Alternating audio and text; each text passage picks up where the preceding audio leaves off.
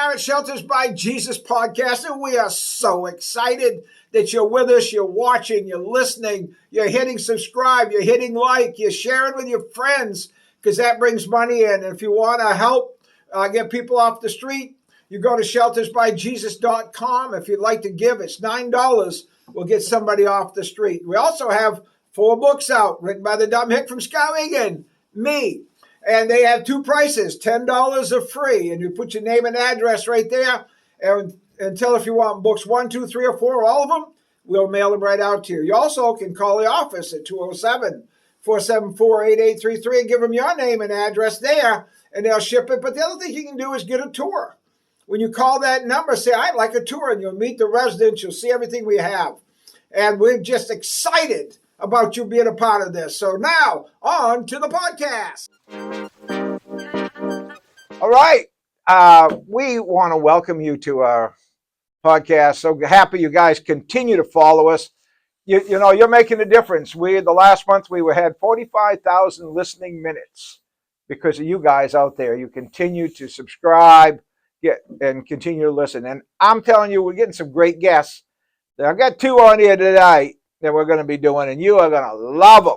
You're going to fall in love with what they got to say. You're going to be blown away by their stories, because one of them I just met recently, but the one that we're starting with is a young lady I've known since she was 3 years old, but I hadn't seen her for quite a while. She was in my first church in Plymouth, Maine, and then run into her years later, and her story is really different. I was blown away by her story. So anyway, I'm not going to tell her story for you because that's not my job. Amanda's going to talk about it.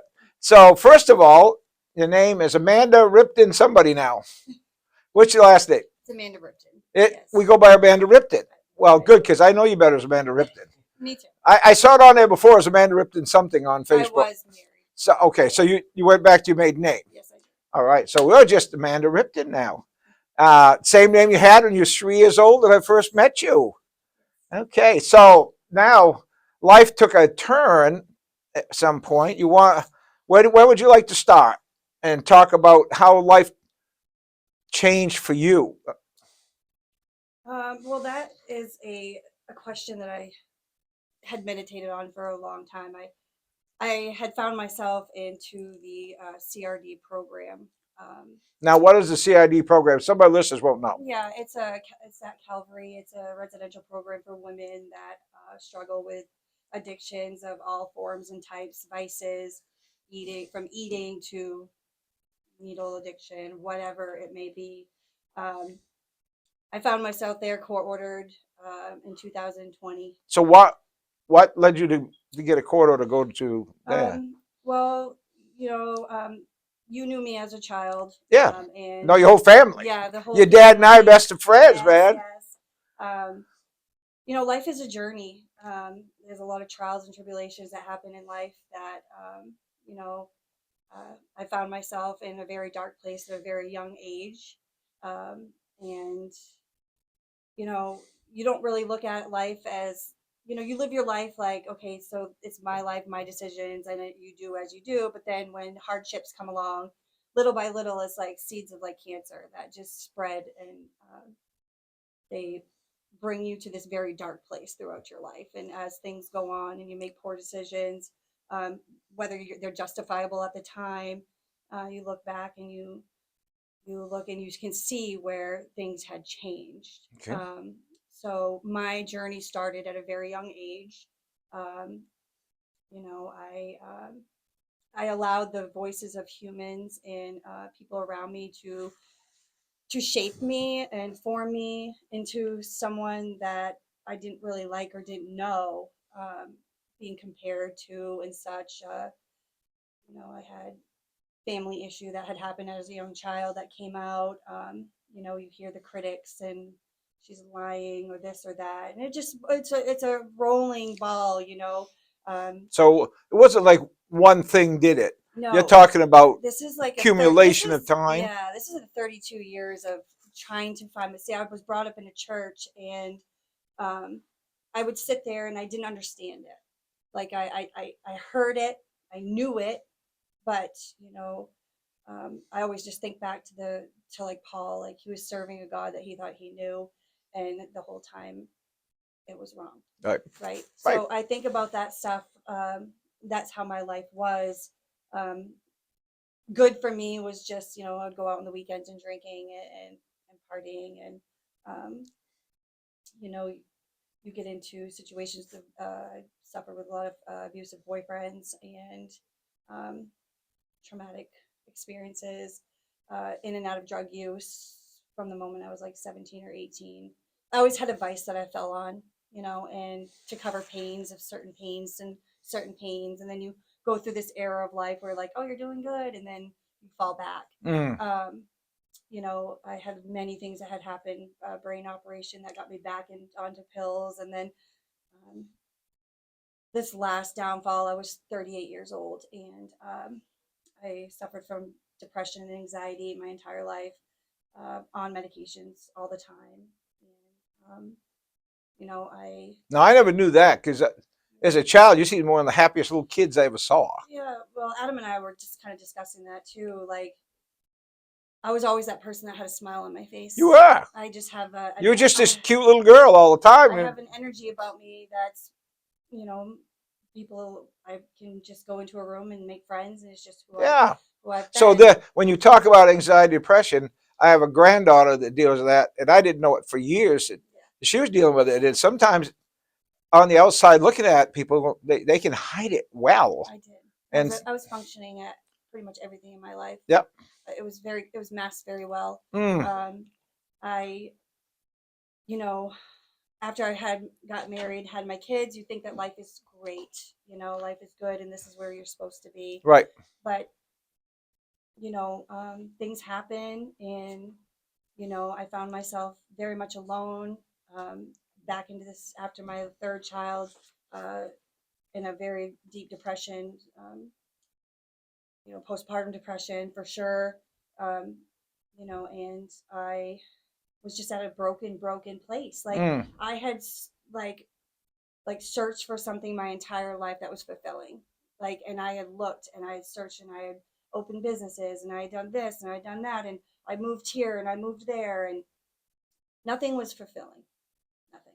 And I can honestly say that now, like, looking back, like the one thing that I was missing was the Lord. Mm-hmm. And I never really understood what that meant until um, I would do anything to cover pain. Mm-hmm. And experiences would just creep in your life. Like, something would happen, and the evil eye that I had on humans, um, the negativity, it boiled inside me, and I may not have shown it on the outside, but on the outside I may look all put together, but on the inside it was just rotting. Okay. And that's how I looked at myself. And I'm just, by the grace of God, I got a drug charge, and I went to jail, and I there found the Lord. At the same time, the enemy was still trying to sink me because I was served divorce papers after 17 years. So you're in a downward spiral. Oh yeah, I was in this place where um, there was nothing left to take. I lost my family, my children, my money, my house, my life. I didn't really want to live. I was at a place where of despair, complete brokenness and darkness. And but the Lord just kept, the only thing that was in that jail cell for those 2.5 months was a Bible. It was the only thing, and it took me a long time to open it, but I worked. I did, and I opened and I read the first 5 books, and by the grace of God, I was able to get into the CRD program, like I just had mentioned. Right. And I was court ordered because the Lord knew that if I wasn't, You wouldn't do I it. wouldn't do it. Yeah. So at one point you went on the street for a short time, correct? During this time, I did. I had a protection. My husband had, at the time, had put a protection order against me with the children, and instead of, he thought maybe I would go live with my parents, and Right. instead, my darkness was to run. And so I was living up in the Bangor streets and in and out of apartments and drug dealers' house, and literally just finding ways to not get sick. I was very, very sick. very small, 110 pounds, and Yeah, because you wouldn't know it now. You look really nice, man. You know. well, it's been 4.5 years, so And then watching this and go, he's flirting with her. Well, let me tell you, I'm 75 and I know this since she's a baby. I'm not flirting with her. I'm just being honest with her. It's like having my daughter sitting beside me and I tell how beautiful she is. But you do, I mean, you don't look like somebody that's been on drugs. I mean, I've had guests. We've been on the street with people on drugs and done the interviews with them, and you know their faces. I mean, it just was different. But I mean, you look bright. You look not. You look healthy. You look good. That's all the Lord, you know. Amen. Amen to that, because you know there was times when I looked at myself and I didn't myself, and I just knew the journey. Like my parents, they, you know, how do I explain this? Going to the program, it was hard to relate to a lot of the women in the house. I was the oldest one in there, and I was having women try to counsel me that hadn't really even experienced life. Right. So that was difficult. Yep. So the Lord literally separated me there. Like he took me and he said, "This is where we're going," and I went on a journey with him. Okay. I said, "I have nothing else to give. Like this is, you have my heart. Like you have my attention. I'm here for a year. What do you want to show me? Like prove to me that you are who you are." Like I don't understand it. I've watched my family get baptized. I've watched this whole journey with everybody that I've loved. You know, I've seen my family just grow in the Lord and be blessed daily, and I just did not get it. And he did. He showed me. I remember one specific video that was called "Victory Over Sin," and it was literally telling you that, you know, before you wake up, the enemy has put 20 thoughts negative in your mind. And I'm like, yeah, that's me, right? And then I'm like, okay. And they're like, before you put your feet on the ground, 100 different negative thoughts of the day have already crossed your mind. And it was about changing your mind and your thoughts. And it helped. And it helped. And I started doing that for 28 days. And within a couple months, I had been baptized on December 27th for the first time in my life. So things were. Oh, you got baptized on my birthday. I did? You did, December 27th. I didn't know that. Yes, 154 years ago when I was baptized. You know, when I was born. Now it's special. So that's special. Right now, I got a question for you. I know everybody. This is one of the questions everybody wants to know is, what was it? What is it like living on the street? Part of it. What was that like? You're just complete brokenness, loss. You have nothing. You know, I had heard that my dad had been looking for me. You know, it's tough. Like it's a day-to-day survival, and you got to understand like where I just came from. Like my husband, he was a good provider. Right. He was well off, and he still is. And you know, I went from, you know, riding in Denali in a beautiful house with this glorious things that everybody in the world would say, "Oh, she had it. She has it all. She has it all." But sure. Those aren't the things that my heart was searching for, that needed. Yep. Like I needed something that was more fulfilling. I needed a purpose. I needed to know why I was here. I need to know why I was born. Like why? Like I had so many questions on why. And you know, some people get hesitant of asking the Lord why, but I had to, because I needed to know. Yeah. So I went from that to bouncing around in the streets and just begging. So how did you survive daily on the streets? I mean, give me a day on the street. What is it like on the street? Well, I had friends that were in it too. They had houses, like rundown. So sometimes you did some surfing. Yeah. Oh, I was surfing. I was surfing. Couch surfing. I think it was the entire summer. You couch surf for quite a bit then. Yeah. Because I know your dad told me that he went out hunting for you sometimes up to 1 o'clock in the morning. Yeah. Crying. You know, that's the other thing I want people to understand. You know, they talk about the folks on the street, like they call them crackheads, they call them all kinds of things. The one thing they forget is these are somebody's babies out there, and somebody at home is really hurting. And I know your mom and dad so well. I know they're my best friends when I was in Plymouth. That they had been dying. I know, but I didn't care. Yep. Well, and I understand that, but I definitely want people to understand that there are people that it hurts them to hear them talk about people on the street in the ways that they do, realizing that's their daughter, their son, their grandchildren. I have a grandson that was out there, and he just was jailed because of drugs. So, Right. I You know, tried finding him. I couldn't find him either. there's secret places all over the place that you hide. You know, you don't What want to be found. You know, if somebody watching this, and this is watched by all over the world right now. So, if somebody there is contemplating throwing their hands in the air and heading for the street, is there something you could say that might encourage them not to head for the street? Is there something they could do that might be able to put the brakes on that you might have done differently? If you had it to do over again, is there something you might have done differently that you could share with somebody to help them from falling too? if I was honest with myself and with this whole thing, um, there's nothing that I can say because the Lord has shown me that each individual that He's designed and created has a journey, and that's the journey that I had to go on. Like I had to go down that path. I had to see it from my eyes. I had to experience it because my heart and compassion So is no, now to serve on the streets. Like that's what I want to do. I had a chance down in Kensington to do it. It's where my ministry's at. Like because I can, it's relatable. okay. So I have so many relatable experiences now that I can bring and have the Lord use me. Okay. Well, one thing I want people to understand is God don't put you on the street, Nope. but what He will do, He'll walk with you through that street. Yep. He gives us choices, Exactly. and sometimes that's what happens. So But when you're in that mindset, yeah, you never do the good choice, the right choice. You never go down the right path. It's all like you just don't want to get sick. it's the old. You don't want to be around people that are talking godly and this and Okay. that. You just separate yourself. So it's like I've taught many times, and I haven't been in your shoes, and I'm not even going to try to say I understand what you and others are going through. That's like me saying I understand what it is to have cancer. I never had cancer.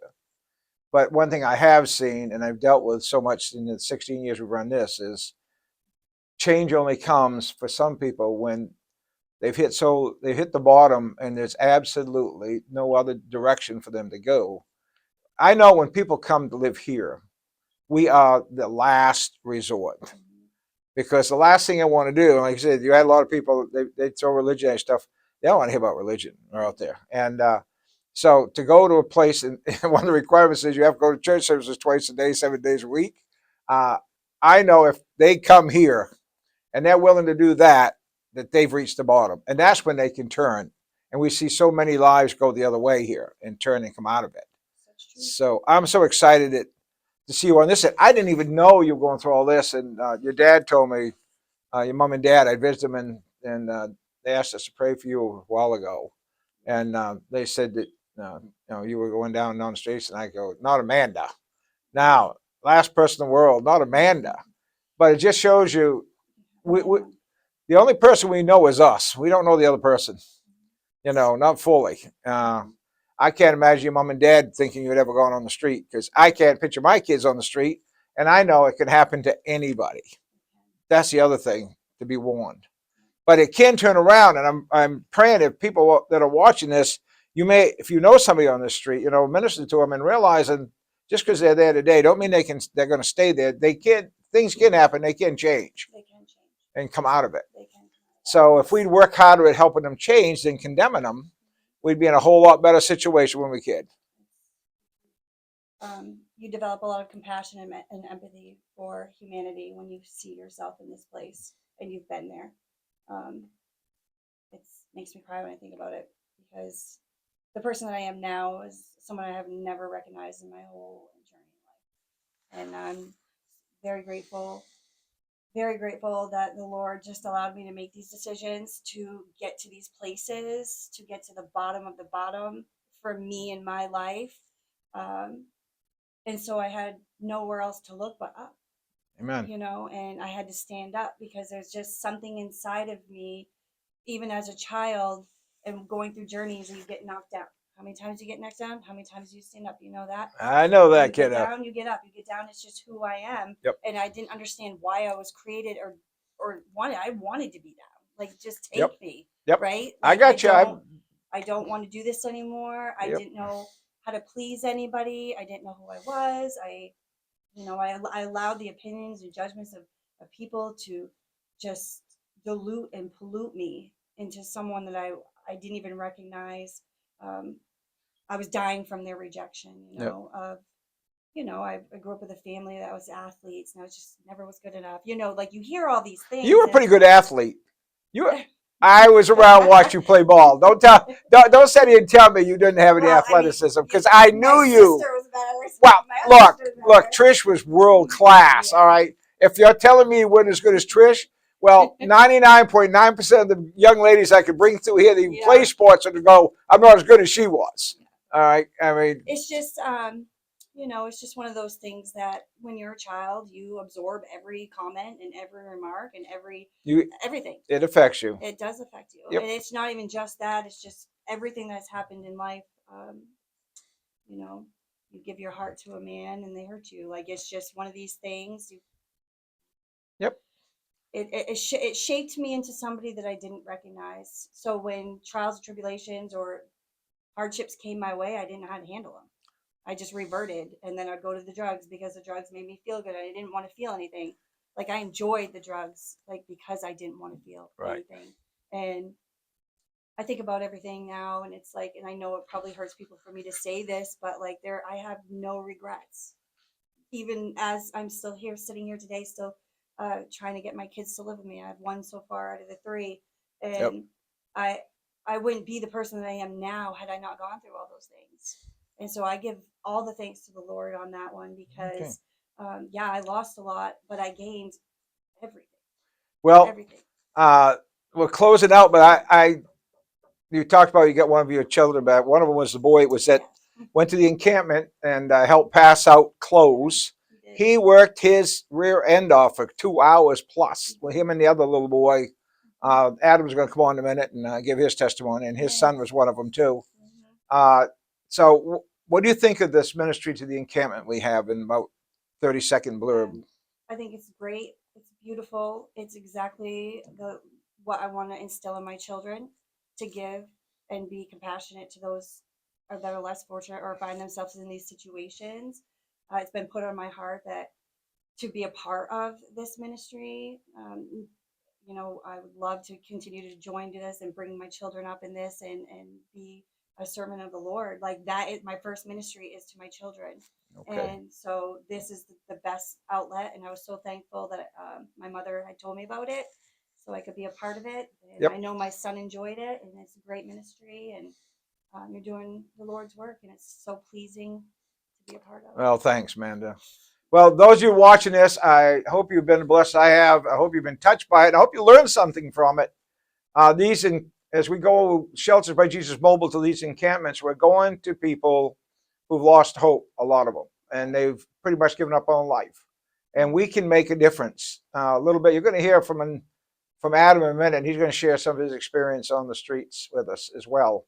You're going to see how you can be a part of that. So if you want to help us, again, $9 a month gets somebody off the street. And then if you want to be a part of our mobile ministry, you can donate stuff that we can take on the street with us. And you can go on my website, sheltersbyjesus.com, and you'll see a list of things that we're looking for to take. And we'd love to have you partner with us in this unbelievable, exciting operation for Jesus Christ. So Jesus is on the move when that outfit moves on.